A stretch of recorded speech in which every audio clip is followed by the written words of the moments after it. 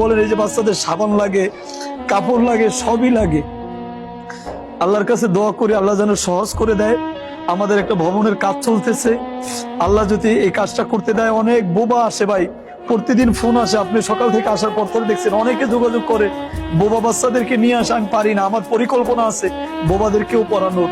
আমি এই অন্ধদের মাদ্রাসা নিয়ে কেন কাজ শুরু করলাম, এটার পিছনের ইতিহাস হলো, আমরা যখন হেফখানায় পড়তাম আমি, তখন আমাদের সাথেও কিছু অন্ধ ছাত্র ভাইরা পড়াশোনা করতো। তো ওদের সবকটা পড়তে খুবই কষ্ট হইত। ওরা একজনের কাছে সাহায্য চাইতো যে ভাই আমাকে একটু পড়িয়ে দাও। আসলে ওই সময়টা সবারই পড়ার চাপ থাকতো, মাগরিবের পরে যার যার সবক নিয়ে ব্যস্ত। তো ওদেরকে কেউ পড়াই দেওয়ার জন্য এরকম সহযোগিতা করতে পারতো না বা সহজ হতো না। তো তখন থেকে আমার মনের ভিতরে একটা চিন্তা ছিল যে আল্লাহ যদি কখনো সুযোগ দেয় যে এই দৃষ্টি প্রতিবন্ধীদের জন্য কিছু করা, কারণ ওদের ব্রেনটা আমাদের থেকে অনেক পরিষ্কার, অনেক ভালো। ওদের মুখস্থ শক্তি, ইয়াদ শক্তি এতটাই ভালো যে আমরা যদি 1 পৃষ্ঠা মুখস্থ করতে 1 ঘন্টা লাগে, তো ওদের লাগে আধা ঘন্টা।